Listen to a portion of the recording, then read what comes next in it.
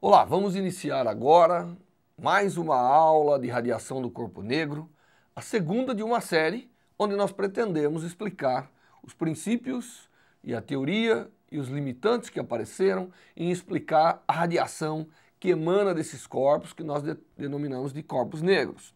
Como nós vimos na última aula, nós calculamos o fluxo de energia, né? Energia por unidade de área, por unidade de tempo, que emana da superfície de um corpo negro, e aprendemos que obedece uma lei chamada lei de Stephen-Boltzmann. A lei de Stephen-Boltzmann é uma lei importante porque ela estabelece que esse fluxo de energia escala com a temperatura à quarta potência. Mas nós aprendemos também que, na verdade, olhando o espectro da radiação do corpo negro, né? Se a gente olhar quanto de energia sai do corpo negro como função da sua frequência, a chamada densidade espectral, o que nós observamos é pontos que atingem o máximo e decaem. Essa é a curva experimental, e o grande desafio aqui é explicar essa curva experimental. O que está acontecendo nessa interação da radiação com a matéria que me permite entender e explicar esse espectro. O pessoal já havia observado que esse espectro, como função da frequência, tem um máximo. Esse máximo corre à medida, há um deslocamento desse máximo à medida que a temperatura aumenta, e tudo isso tem que ser explicado dentro da teoria, dentro do que eu conheço, do que eu posso elaborar sobre a interação da radiação com a matéria. Muito bem, então o objetivo hoje é determinar o que nós chamamos de densidade espectral. É começar essa determinação, porque o que nós determinamos foi a sua integral. Nós determinamos a quantidade de energia total. Lembre-se que a densidade total de energia que nós tínhamos era a integral de 0 a infinito de U barra de Ni de T dt. Dni, desculpa. E esse sim, nós observamos ser proporcional a T à quarta. E isso vezes C dividido por 4π é o que dá o fluxo, né, que dá origem à chamada lei de Stephen-Boltzmann para a radiação dos corpos aquecidos, para a radiação do corpo negro. Muito bem, então agora nós queremos realizar alguns modelos que permitam a gente determinar essa curva, que permitam a gente determinar a chamada densidade espectral. Para fazer isso, nós vamos começar elaborando algo interessante, que é uma análise dimensional desta quantidade. Como nós sabemos, né, nós estamos procurando essa densidade espectral e ela é, sem dúvida, uma função de frequência e temperatura. Ela tem que ser uma função de frequência e temperatura, e ela deve depender de algumas coisas essenciais do sistema, ela deve depender de algumas grandezas do sistema para que sua integral dê o T à quarta. E nessa busca pela densidade espectral, nós tivemos vários protagonistas, né?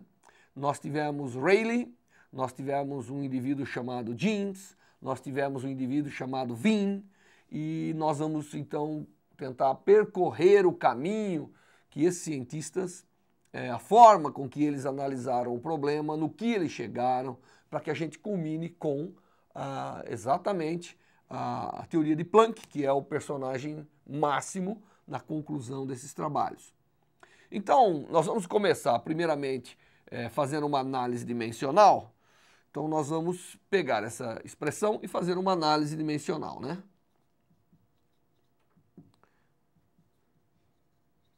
Quando a gente faz uma análise dimensional, a gente tenta entender quais são as grandezas que devem estar envolvidas nessa função, nessa expressão que eu estou tentando determinar.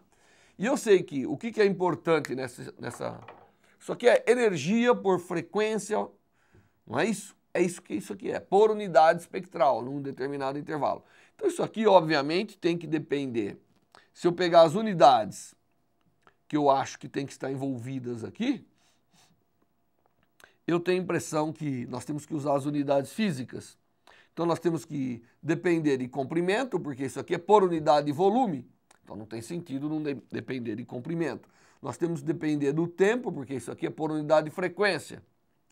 E se fosse em mecânica, nós colocaríamos a massa, que isso concluiria todas as dependências com as unidades.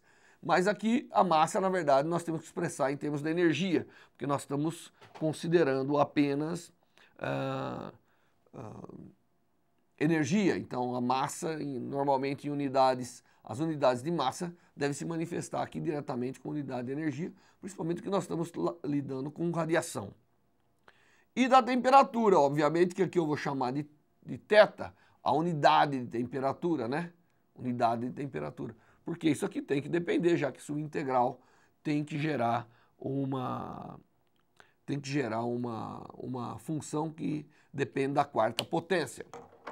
Muito bem. De que forma? Né? Então aqui eu vou fazer um pequeno quadrinho, não é isso? E vou expressar. Nós sabemos que esse análise dimensional disso aqui fala que isso aqui tem que ser energia, não é isso? Dividido pela dimensão ao cubo, dividido por frequência, então o inverso da frequência é o tempo.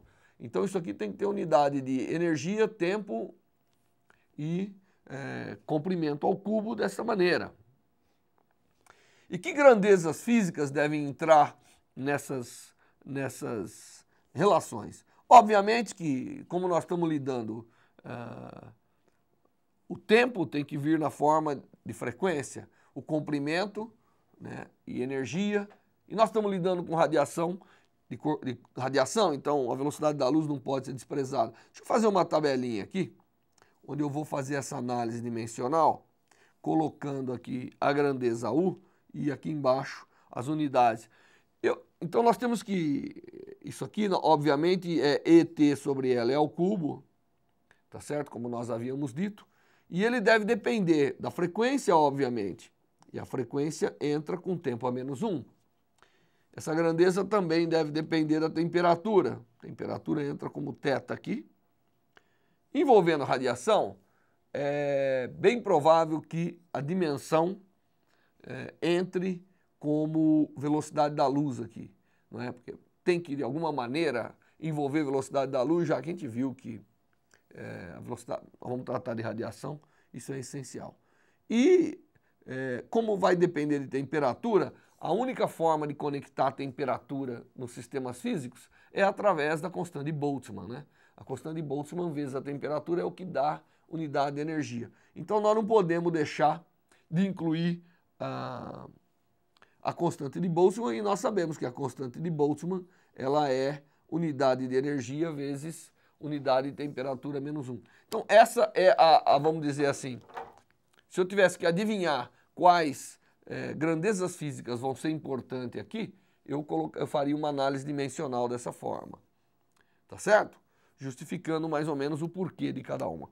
Então para fazer a análise dimensional, a gente vem aqui agora e cria, não é? E expressa a função que nós queremos determinar. Então nós queremos determinar o U barra.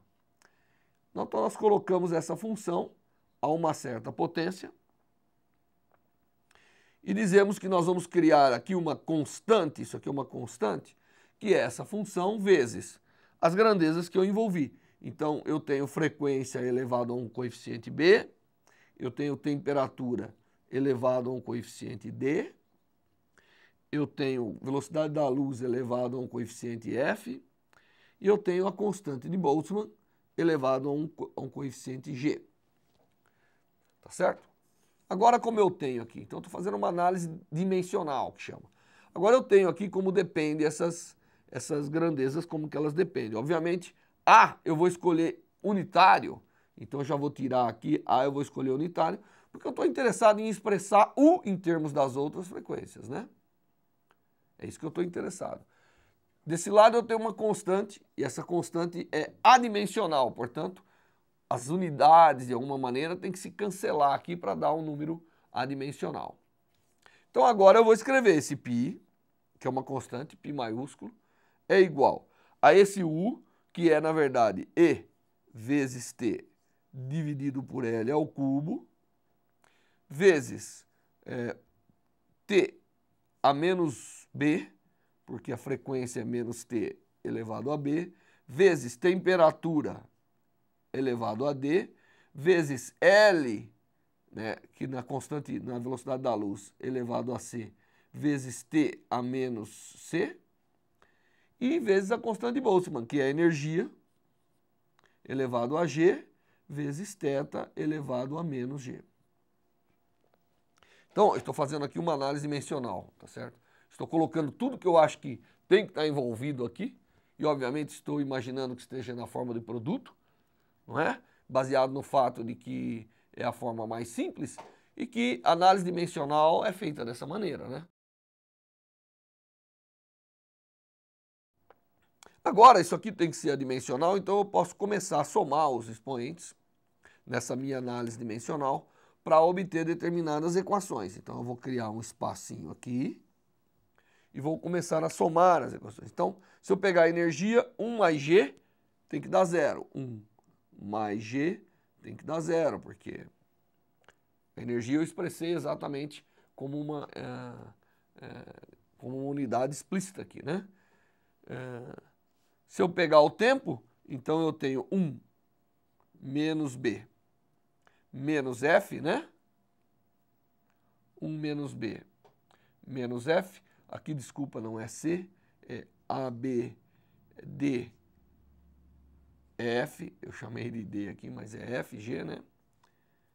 Não chamei de C para não confundir com a velocidade da luz, obviamente. Então, 1 menos B menos F tem que ser igual a 0. Menos 3, que é esse cara. Então, agora estou pegando a unidade L, menos 3, mais F, tem que ser igual a 0. E, finalmente, D, menos G, tem que ser igual a 0. Então, eu vou colocar aqui D menos G igual a 0. Então, eu tenho aqui uma análise dimensional. Agora, basta resolver essa equação, esse sistema de equações, e obter quem são as unidades que aparecem ali. Então, da primeira equação, eu já tiro claramente que G é igual a menos 1. Colocando G nessa expressão, eu tiro D. Então, D, né, é igual a G, portanto, D também é menos 1 dessa equação. Tendo G e D, agora eu fico com B e F, mas F tem que ser igual a 3. Então, F dessa equação é igual a 3. Colocando 3 aqui, eu já tiro B. Colocando 3, esse 3 vai para lá, eu tiro B igual a menos 2, tá certo? Porque menos B vai ser 2, então B igual a menos 2. Então agora eu tenho G, tenho todas as constantes. Então eu vou começar a substituir ali em cima esses valores, que é para que a gente tenha uma expressão da dependência dessas variáveis. Então no lugar do G vai menos 1, então essa constante de Boltzmann tem que entrar menos 1. No lugar do D vai também menos 1. Era óbvio, porque elas têm que entrar quase sempre multiplicadas. No lugar do F vai 3. E no lugar do B vai menos 2. Então eu tenho aí a expressão que pode me dar. Então agora eu apago tudo e tiro que o U barra, que é uma função de ni e t, tem que ser igual a uma constante aqui, que eu chamei de π, né? Vezes, então agora eu vou expressar U em termos das demais variáveis. Então, vezes ni ao quadrado, a frequência ao quadrado, vezes kt, né? Porque o kt está aqui embaixo. Então, vezes a constante de Boltzmann vezes t, dividido por c ao cubo. Então, essa é a expressão né, que eu obtenho numa análise dimensional dessas grandezas.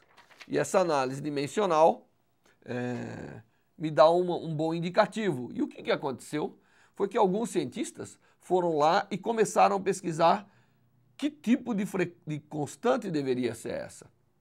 Então, olhando dados experimentais, é possível você obter quem que vai ser essa constante.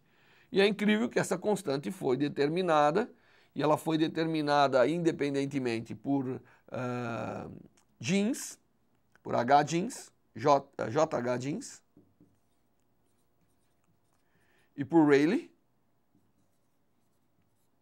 o nosso famoso Rayleigh lá do espalhamento, e eles determinaram que essa constante tinha que ser o valor 8 vezes π, onde π é o 3,14.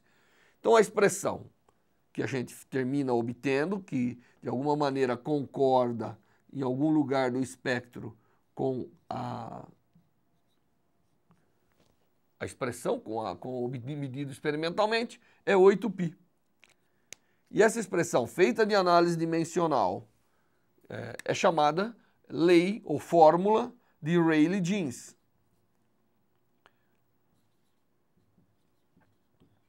Mas como você pode ver, ela foi uma expressão, essa fórmula de Rayleigh-Jeans, é uma expressão obtida de uma forma assim meio empírica, né? Não, eu imagino que essas coisas têm que depender dessa forma e portanto eu vou lá e tento ajustar as coisas. E de fato o que eles obtiveram é que essa expressão, se nós olharmos o espectro, né, do corpo negro, a curva experimental como sendo assim, né, isso aqui é como função da frequência, isso aqui seria o barra, a quantidade de energia por unidade de frequência e tal. Eles observaram que essa curva era relativamente boa no começo do espectro aqui, né, para baixas frequências. Então, para baixas frequências, essa curva ela é relativamente boa. E então o pessoal achou que fazia sentido essa dependência, mas não sabiam bem por quê, porque isso aqui é uma análise dimensional, raramente ela nos fornece os chamados insights físicos, né? Ela raramente nos fornece, de fato, a física que está acontecendo e que provoca e que causa aquela dependência. E a análise dimensional, onde para a física, é, na minha análise, tentando entender de que grandezas aquela função deve depender, que foi o que eu fiz. Mas o próprio Rayleigh e o Jeans, preocupado com isso, tentaram calcular a expressão de uma outra forma. Não estou dizendo que ela é boa no todo, porque ela coincide bem aqui em baixas frequências, mas para alta frequência, sempre essa curva aqui é a experimental, né? É a verdade que a natureza nos conta, tá certo?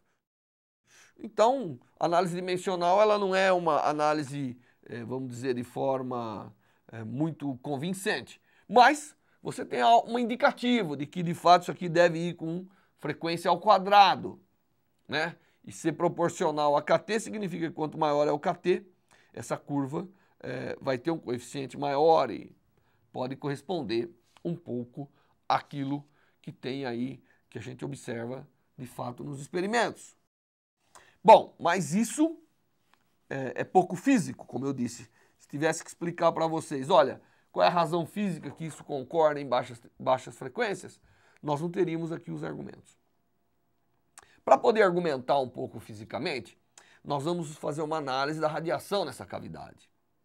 Então nós vamos fazer uma análise baseado na equipartição de energia, que nós já aprendemos. A equipartição de energia nos diz que nós temos que, de alguma maneira, colocar meio de Kt de energia para cada grau de liberdade quadrático, né? Na newtoniana do sistema, na energia do sistema. Toda vez que eu tenho um grau de liberdade, eu vou lá e aloco meio de Kt. Isso é o que diz o princípio de equipartição de energia. Então, naquela época, o princípio de equipartição de energia, tanto o Lord Rayleigh quanto o Stephen Jeans, eles pegaram e fizeram uma análise. E a análise que nós vamos fazer é a análise que eu tenho que imaginar agora aquele corpo negro. E lembre-se, um corpo negro para a gente é aquela cavidade do corpo aquecido dentro da qual a radiação está em equilíbrio com as paredes, não é isso? E nós vamos imaginar, então, uma cavidade cúbica para poder fazer as contas. Isso não vai depender da forma da cavidade, mas eu vou começar imaginando uma cavidade cúbica de dimensão L. Então eu tenho L em todo lugar dessa minha cavidade cúbica. E a minha pergunta é, pô, radiação vai ter que existir aqui dentro dessa cavidade, né? E como que radiação pode existir dentro dessa cavidade? Como que a energia contida na radiação pode, de fato, estar alocada, né, a esse espaço? E para fazer isso, o que eles olharam foi como que a onda, né, deve caber. Nós sabemos que quando você põe uma onda dentro de um espaço, essa onda tem, principalmente se a onda está contida numa cavidade, não pode ter campo além da cavidade, né? Então, a onda eletromagnética que corresponde à radiação aqui dentro, ela tem que estar contida de 0 a L, qualquer seja a dimensão que você olhe. E estando contida de 0 a L, qualquer que seja a dimensão que a gente olhe, nós sabemos que a primeira coisa que nós podemos fazer é colocar um meio comprimento de onda de 0 a L, depois nós podemos colocar um comprimento de onda inteiro de 0 a L, depois nós podemos colocar 3 vezes o meio comprimento de onda ali dentro. Então isso cria os chamados modos, né? Modos, que são as formas que a radiação pode existir. De uma forma geral, nós podemos dizer que um número inteiro, nx, vou olhar ao longo da direção x, vezes o lambda x dividido por 2 é igual a L. Isso é a condição para que eu consiga fazer o matching, que eu consiga, né, colocar a onda dentro dessa dimensão da cavidade. Isso obviamente vai valer para todas as dimensões.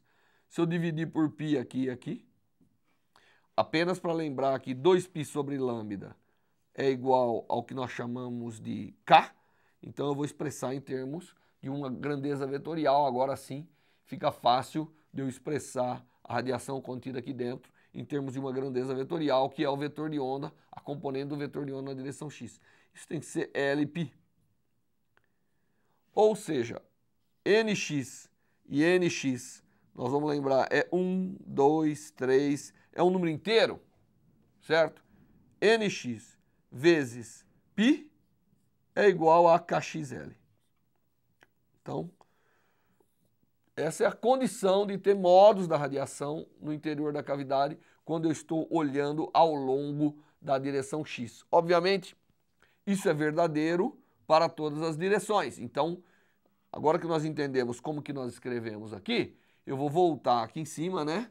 E lembrar que eu tenho uma cavidade cúbica, nós temos uma cavidade cúbica e a radiação ali dentro tem que ser expressa, né? Eu tenho que ter um vetor de onda, K, que ele é expresso por uma componente Kx, uma componente Ky e uma componente Kz. E essas componentes têm que obedecer Nx vezes π, o Kx tem que estar de acordo com essa relação, o Ky tem que estar de acordo com essa relação, porque isso é tudo equivalente, e o Kz tem que estar de acordo com essa condição. Então essa é a forma de eu colocar ondas, né, no interior dessa cavidade, de tal maneira que elas caibam no interior da cavidade. Então, a componente do vetor de onda em cada direção tem que satisfazer a relação das condições de contorno. Onde, obviamente, nx, ny e nz são números inteiros, não nulos. Então, números inteiros do tipo 1, 2, 3 e assim por diante. Então, essa é a condição. Tá certo? Lembrando que esse K, obviamente, é o Kx na direção x, mais Ky na direção y, mais Kz na direção z. É assim que a gente escreve o vetor de onda, né? Então, desta condição aqui, nós podemos tirar algo, né? Nós podemos escrever que, lembrando que o K quadrado, o módulo desse vetor de onda ao quadrado, é o Kx quadrado mais Ky quadrado mais Kz quadrado. Então, colocando aqui, a gente vê claramente que o K quadrado é igual a nx quadrado mais ny quadrado mais nz quadrado, tudo isso vezes π quadrado sobre L quadrado. Tá certo? Basta colocar aqui no lugar do Kx, esse cara aqui, a gente já chega nessa expressão. Por que eu estou fazendo tudo isso? Porque eu quero expressar uma fórmula geral, né? E a fórmula geral é o seguinte: os meus modos, que são caracterizados por um conjunto de 3 números inteiros, obedecem uma equação interessante, que é nx² mais ny² mais nz² igual a k² L² dividido por π². Essa é a expressão que os meus modos têm que obedecer. Qualquer que seja o conjunto nx, ny e nz inteiros, eles têm que vir aqui e produzir. Esses são os modos da radiação, né? E os números têm que estar de acordo com isso, para que esses modos consigam caber dentro da cavidade. Então, como você pode ver, o K, que depende do lambda, não é qualquer um, né? Ele tem certos valores possíveis aqui. Isso é o que nós chamamos da seletividade dos modos no interior da cavidade que eu estou considerando. Então, a radiação existe no interior da cavidade e ela está, de alguma maneira, selecionada através desses modos. Nós queremos lembrar aqui que o K é, na verdade, 2π sobre lambda e lambda é igual a C sobre Ni. Então, eu quero escrever aqui o K é, na verdade, se eu colocar isso no lugar do lambda, 2π vezes Ni dividido por C. Certo? Então, no lugar do K, eu vou introduzir 2π Ni. Por quê? Porque eu quero expressar em termos de frequência, que é a maneira que eu estou tentando elaborar a dependência da função U barra, que é a densidade espectral. Então, agora eu tenho, acho que vocês entenderam, que eu estou procurando entender como que a radiação pode caber numa cavidade aí. Tá certo? Então, fazendo isso, eu agora posso escrever, voltar aqui em cima e escrever substituir o K, né, por essa expressão para obter uma regra para os modos em termos da frequência, não em termos do comprimento de onda. Então eu vou fazer isso, não é? Então eu vou pegar, esperar que você tomou nota de tudo e vou simplesmente substituir a frequência no lugar do K, como eu havia escrito, e o que eu tenho então é que os modos dessa cavidade obedecem uma equação que a soma dos quadrados dos números inteiros que representa esse modo tem que ser 2L dividido por C, tudo isso ao quadrado, vezes Ni ao quadrado. Tá certo? Então, todos os modos que podem existir terão frequência de acordo com essa expressão. Essa é a seleção dos modos. Se eu representar um sistema de gráficos onde eu represento esses modos, então eu tenho aqui pontos, né? Eu vou ter uma rede de pontos que representam os modos.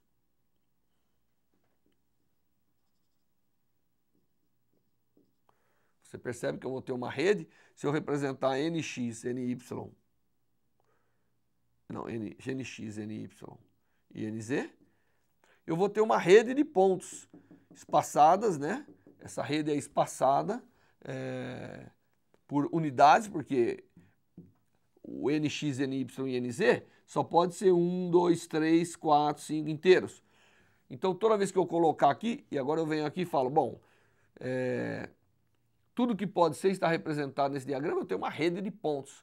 Porque eu vou, por exemplo, se eu fixar o nx em 0 e tal, eu vou,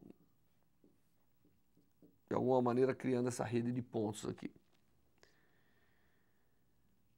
E o número de modos que eu tenho, porque eu estou interessado em contar o número de modos, porque os modos aqui é a forma, né, os modos, isso aqui é importante lembrar, os modos é a forma com que a energia está entrando nessa cavidade.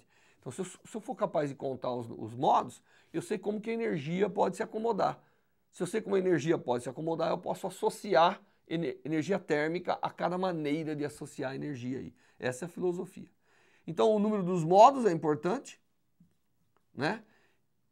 e como nós estamos interessados no número de modos entre a frequência Ni e a frequência Ni mais Dni, porque eu estou interessado em alocar quanto de energia tem nesse intervalo de frequência, que é para eu calcular a sua densidade e que é para eu ter o U barra, que é isso.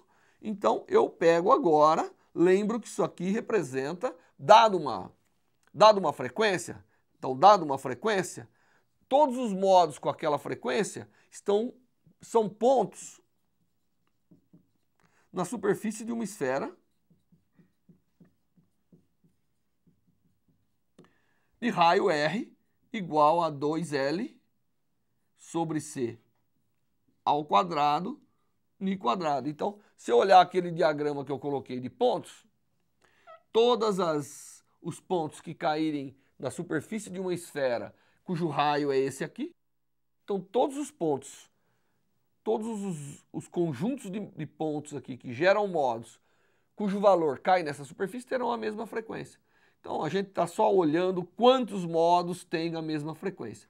E o número de modos que tem a mesma frequência, obviamente, é aqueles que caem, cujos pontos caem nessa superfície no diagrama NX, NY e NZ. Então isso aqui, uma superfície esférica no espaço NX, NY e NZ, como eu havia representado aqui num diagrama. Então agora fica fácil saber quantos modos tem entre Ni e Ni mais Dni. Basta eu aumentar um pouquinho, né? Se eu aumentar de Ni para Ni mais Dni, essa expressão, essa esfera vai aumentar um pouquinho, ela vai abranger um número de pontos maior. Quantos pontos tiver entre essas duas superfícies, inclusive na superfície, é quantos modos eu sou capaz de ter com frequência entre Ni e Ni mais Dni. Então, repetindo, o número de modos com uma frequência Ni são todas as combinações de números que eu posso fazer que dê esse valor. Então, eu representei isso graficamente, né? Falei, não, eu posso botar esses pontos num espaço fictício, onde os eixos é NX, NY e NZ, e eu vou ver que isso dá uma esfera. E a superfície dessa esfera, lembrando que esses caras são positivos, né? Então, eles têm que ser maior ou igual que zero sempre, não pode ser diferente, né? Então, o número que eu sou capaz de alocar é esse número. Tá certo?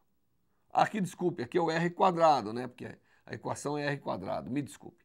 É R quadrado, portanto, o R é, na verdade, tirando o quadrado.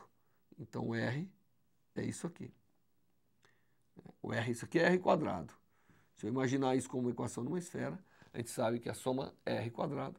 Portanto, R é isso aqui. Então, agora, o número de modos que eu vou ter,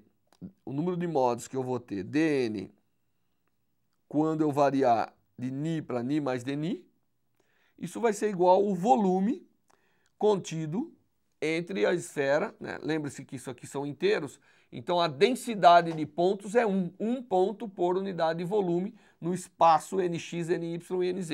Então é essa densidade vezes o volume, que é 4π r ao quadrado dr. Então se eu variar a frequência de Dni, significa variar essa esfera de dr, e o número de pontos que eu vou varrer aí é dado por isso. Como eu estou tratando só de pontos positivos, a esfera, na verdade, é apenas um octante, né? O octante positivo da esfera. Então, é 1 sobre 8, 4πr quadrado dr. E isso, se eu substituir aqui, eu vou ter exatamente 4π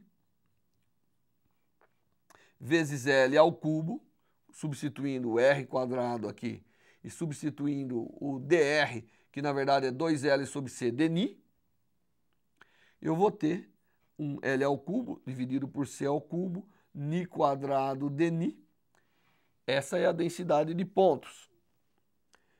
Tá certo? Então essa é o número de pontos que eu sou capaz de aumentar, o número de modos que eu sou capaz de aumentar, ou o número de modos que existe entre Ni e Ni mais Dni, olhando esses modos aqui dessa forma que eu estou fazendo, né? Olhando, vamos dizer, a densidade de pontos.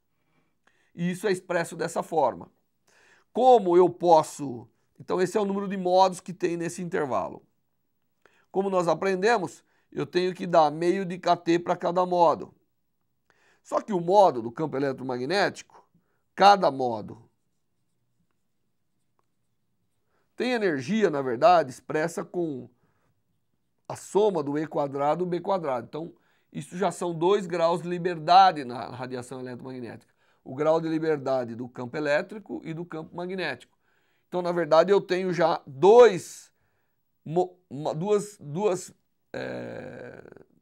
graus de liberdade na energia. E tem que lembrar que eu tenho também 2 polarizações, que eu não levei em conta, para cada grau de liberdade. Então, na verdade, eu tenho 4 graus de liberdade quadráticos na energia. Para cada um eu tenho que dar meio de kT. Tá certo?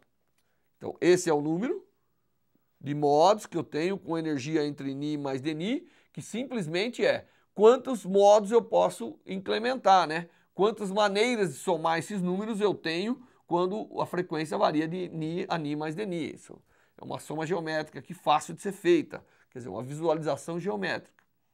Então, apagando isso aqui em cima,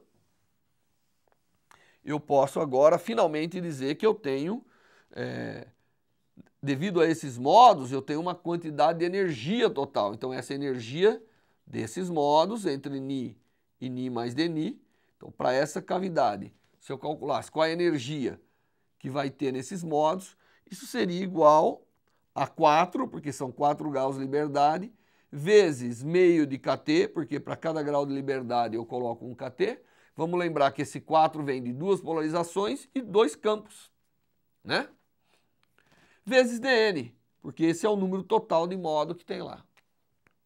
E o dN eu já tinha escrito aqui embaixo, então isso aqui fica igual a, exatamente, 4 vezes meio de kT vezes 4π L ao cubo sobre C ao cubo, Ni² dNi. Essa é a quantidade de energia contida nesses modos se eu usar o princípio de equipartição de energia, que é a conexão de temperatura com energia nos sistemas mecânicos, né? E aqui nós estamos basicamente tratando como se fosse um sistema mecânico.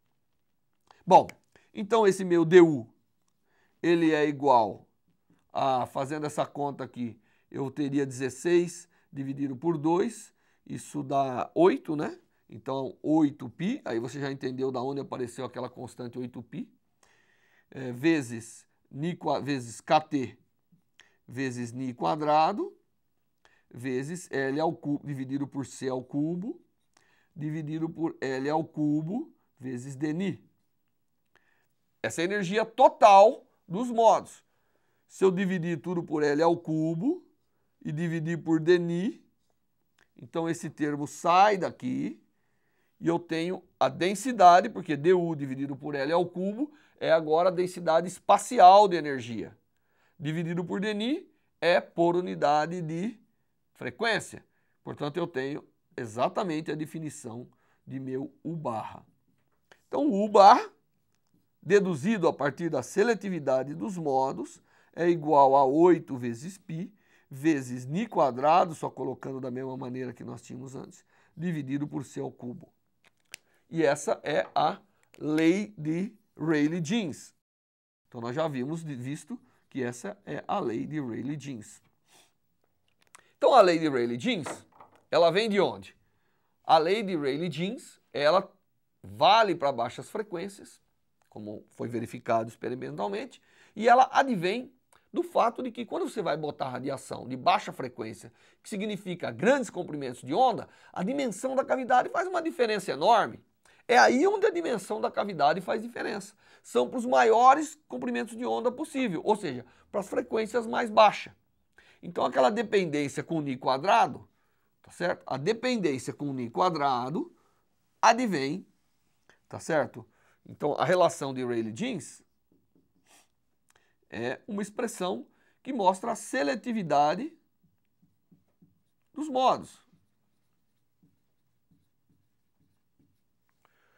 A existência das seletividades dos modos faz com que a expressão seja verdadeira.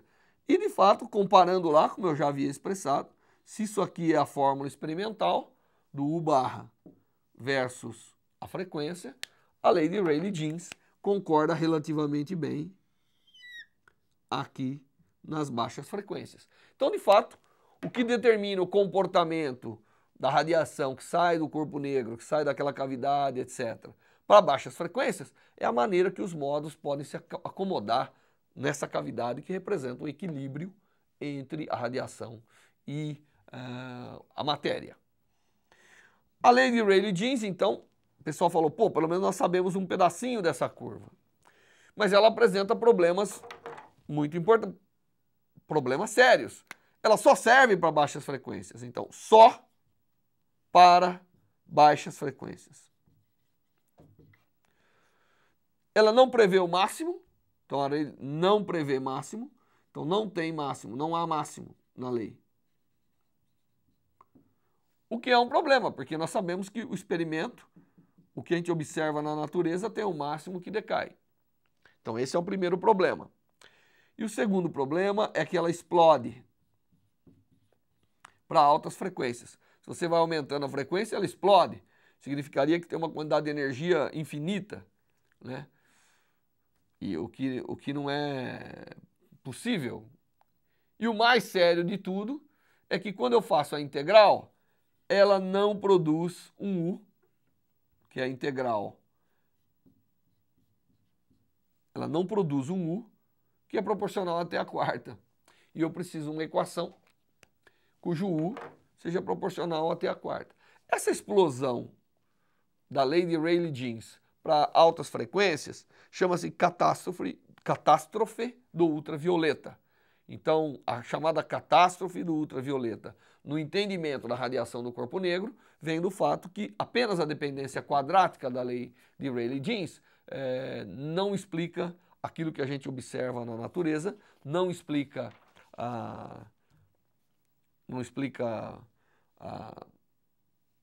curva de modo geral, não explica a radiação. Mas ela dá um indicativo importante. E o indicativo importante que ela dá é que para baixas frequências tem sim uma seletividade de modos. Claramente o sistema está selecionando os modos aqui. Agora, o resto é o que nós temos que determinar em seguida. É o que nós temos que continuar determinando. Bom, então nós aprendemos hoje também a lei de Rayleigh-Jeans. E a lei de Rayleigh-Jeans é uma lei interessante que vale para baixas frequências na radiação do corpo negro. Bem, para melhorar isso aí, como viram que a curva de Rayleigh-Jeans não correspondia à situação experimental, outros pesquisadores começaram a propor determinadas coisas. E o próximo que entra na lista é o Wien. E ele vai fazer uma coisa interessante. O que o Wien vai fazer? Vai dizer o seguinte, olha, obviamente não pode ser como Rayleigh-Jeans falou. Então a proposta é que o U barra de Νt tem que ser aquilo que eles falaram, porque aquilo tem que estar contido na lei, mas tem que ter algo mais, tem que ter uma função aqui, que eu não sei quem é. Essa função, obviamente, tem que depender da frequência. Essa função tem que depender da temperatura e tem que ter uma constante aqui, que eu vou chamar de alfa, que conecta, porque dimensionalmente isso aqui já está completo. Isso aqui já tem a dimensão de energia por unidade de volume por unidade de frequência. Essa função tem que ser adimensional, e para ser adimensional, ela tem que depender das grandezas. Primeiro que ela tem que depender da temperatura, porque a integral disso aqui tem que gerar o T à quarta. A integral tem que gerar o T à quarta. E para gerar o T à quarta não é com T, então tem que ter uma dependência aqui. E depois ela tem que depender da frequência, porque ela tem que prever o máximo como função da frequência e assim por diante. E tem que depender de uma constante, e essa constante é para compensar as unidades. Porque eu estou entrando agora com frequência, uma função que tem uma forma que vai depender da frequência e da temperatura, mas ela não pode adicionar nenhuma dimensão aqui na minha coisa. Então ela tem que ter uma constante aqui, que deve depender de constantes fundamentais, e obviamente entrou temperatura, nós já sabemos que a constante de Boltzmann tem que estar envolvida, e ela tem que, de alguma maneira, reproduzir aquilo que nós observamos. Então a primeira proposta é, vamos botar uma função aqui e ver que características essa função tem que ter. E é isso que nós vamos fazer agora, vamos propor essa função. Eu já expliquei para vocês por que eu estou pondo um alfa, que é uma constante, que deve compensar as unidades. A frequência ela tem que ter, pô, porque ela tem que ter uma dependência de tal maneira que faça ter o máximo e assim por diante. E tem que depender da temperatura, porque só essa dependência da temperatura não satisfaz. E mais do que isso, ela tem que ter um limite de ir para 8π nas frequências baixas, de tal maneira que a lei de Rayleigh-Jeans passa a ser válida, né, para baixas frequências. Mas para altas frequências, essa função, obviamente, tem que dominar. Então, essa é a proposta. Vamos imaginar que nós temos uma função desse tipo e que essa grandeza aqui como um todo, x, que eu vou chamar de x, que é igual a alfa ni t elevado a n, não pode ter dimensão, ela é adimensional.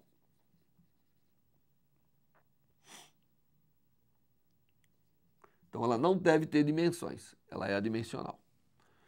Então, muito bem, vamos impor aqui o que nós sabemos que o U total é a integral de 0 a infinito de U barra, de ni, e isso equivale a dizer que se eu substituir isso aqui, eu estou tirando o que é constante para fora, integral de 0 a infinito de ni ao quadrado vezes f de alfa ni t elevado a n de ni, é isso que eu tenho. E agora eu vou substituir o temperatura, obviamente, é uma constante do meu sistema, não é isso? E eu vou fazer uma substituição, porque eu posso tentar remover de dentro dessa equação, eu posso remover a temperatura, porque eu sei que não estou integrando na temperatura, não é verdade? Então, dessa expressão aqui, eu posso dizer que dx é igual ao alfa t elevado a n de ni. Então, eu posso tentar expressar, no lugar do ni, eu coloco x sobre alfa t elevado a n, e no lugar do dni, eu coloco dx dividido por alfa t elevado a n. O resultado disso é que essa integral aqui, né, obviamente, adquire a seguinte forma. A constante de Boltzmann vezes t elevado a 1 menos 3n, porque vai aparecer n dos dois lados, dividido por alfa ao cubo, c ao cubo, vezes a integral de 0 a infinito, porque se ni vai de 0 a infinito, x também vai de 0 a infinito, de f de x, x ao quadrado dx. Só que aqui, isso aqui tem que ser, se essa função é uma função universal, aliás, isso é importante dizer logo aqui, isso aqui é uma função universal, né? Já que o U é universal, tudo isso, como nós vimos anteriormente. Então, isso aqui significa que isso aqui não depende mais da temperatura. Mas o todo tem que dar a temperatura quarta. Isso mostra para mim que 1 menos 3n tem que ser 4. Portanto, n tem que ser quem? Menos 1, né? De tal maneira que vezes menos 3, somado com 1, dá 4. Então, eu já determinei daqui o n. Eu sei que daqui eu tiro que o n é igual a menos 1. O n é a dependência da temperatura. Então, já tenho isso. Eu já sei que a minha função, então com isso agora eu posso redefinir a minha função, certo? Posso escrever o seguinte, que a minha função que eu estou procurando, então eu vou apagar aqui e vou apagar aqui, só ficar com o resultado, que esse aqui é o U barra. Então eu sei já que o U barra, ele é igual a ni quadrado, kt, sobre c ao cubo, vezes uma função que depende agora de ni, não é isso? Como n é menos 1, sobre t, dessa forma. Tem que depender dessa forma. Então eu tenho uma função, mas devido a essa condição de contorno que eu tenho, que é a integral, eu sei que ela tem que depender dessa forma. Muito bem.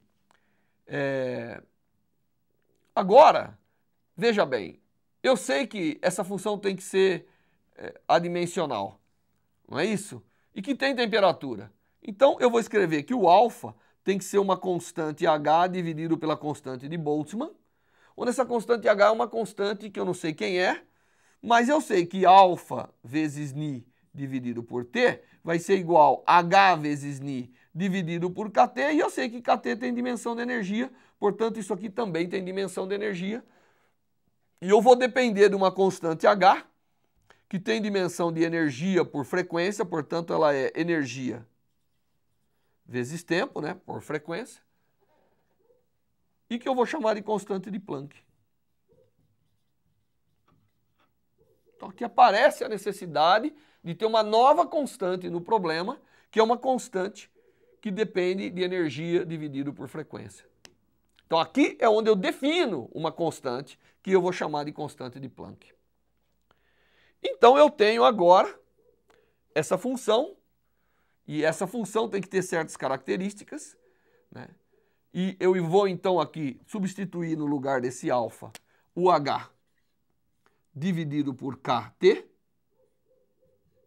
Então uma função que deve depender desse tipo, isso aqui é adimensional, porque Hni agora passa a ter dimensão de energia, Kt também, então isso aqui fica dimensional, e essa é a chamada lei de Wien. Ou lei de Wien, para a radiação do corpo negro. E o próprio Wien propôs como que deve ser essa função. Então, baseado em, olhando, né, o fato de que, pô, lá dentro tem radiação, a gente pode imaginar, será que nós não podemos imaginar lá, tem pressão, tem tudo aquilo que nós vimos anteriormente? Será que eu não posso imaginar que isso aqui é como se fosse uma distribuição de Maxwell-Boltzmann de energia? Então, baseado nesses fatos, o próprio Wien, ele propõe que a expressão dessa função deve ser algo do tipo exponencial dessa grandeza. Tá certo? Então ele fala, bom, baseado numa série de coisas aqui, deixa eu propor essa função. E aí a lei de Wien, na verdade, toma uma forma mais explícita. Isso aqui é baseado em uma proposta fazendo considerações da distribuição da energia como se fosse distribuição da energia num gás de Maxwell-Boltzmann. A gente não vai elaborar, mas nós vamos fazer um exercício depois sobre isso.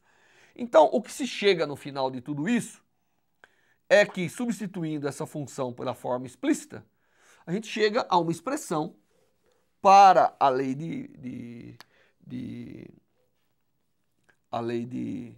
Wien, que a densidade de energia, a densidade espectral, deve ser alguma coisa do tipo uma constante, que eu não sei quem que é aqui, eu posso ajustar, vezes Kt, dividido por C ao cubo, vezes a frequência ao cubo, porque tem uma frequência que vem da função f e outra que vem, que já tinha lá do quadrado da lei de Rayleigh-Jeans, vezes uma exponencial que depende da frequência e da temperatura dessa forma. Obviamente, tendo dessa maneira, escrevendo dessa forma, eu tenho satisfeito o fato de que a integral de U barra dni é proporcional até a quarta, como é dado pela lei de Stefan-Boltzmann. Então, essa expressão aqui é o que nós vamos chamar agora de lei de Wien. Então, a lei de Wien para nós vai ser essa lei proposta. Primeiro determinou-se que tinha que ter uma função, determinou-se como tem que ser a dependência da função com a frequência e com a temperatura, e depois se propôs, imaginando que a distribuição lá da radiação deve ser algo parecido com a distribuição da energia numa distribuição de Maxwell-Boltzmann, que nós já estudamos anteriormente. Então você tem essa expressão que é a lei de Wien para a radiação do corpo negro.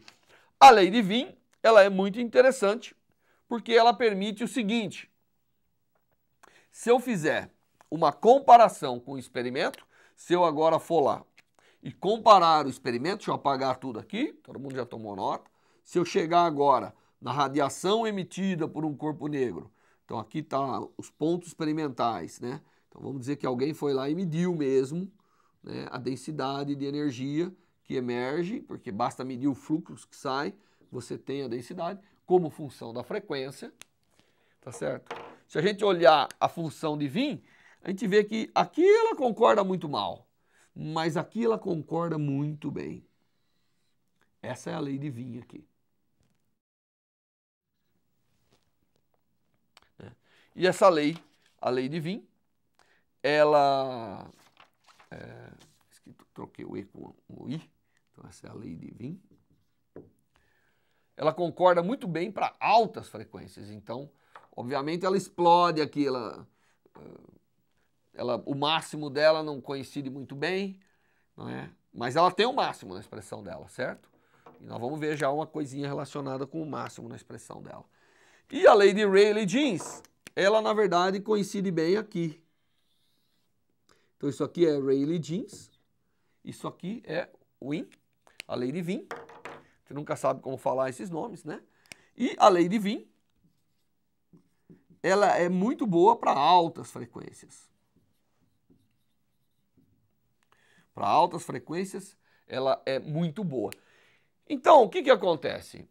Então, nós temos aqui, na verdade, nós não temos ainda o comportamento completo, nós não somos capazes de explicar a radiação como um todo, mas nós somos capazes de explicar dois extremos. Para Ni baixo, para baixas frequências,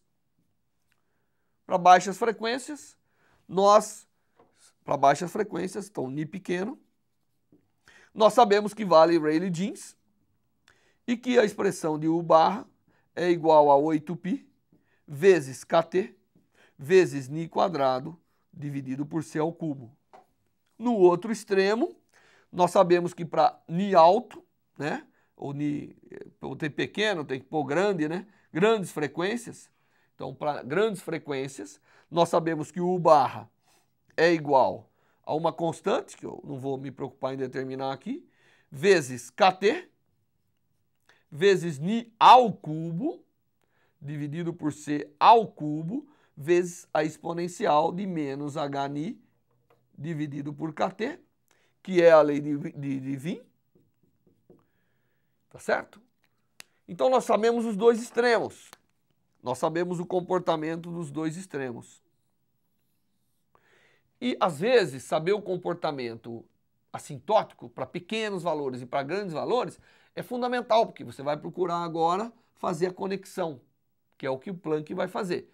O Planck vai tentar pegar essas expressões, ou seja, vai pegar a expressão de Rayleigh-Jeans e vai falar, isso vale aqui, a expressão de Wien, isso vale aqui, e vai tentar fazer a conexão, tentando obter uma expressão que vale para tudo e tentar fazer uma boa interpretação física disso.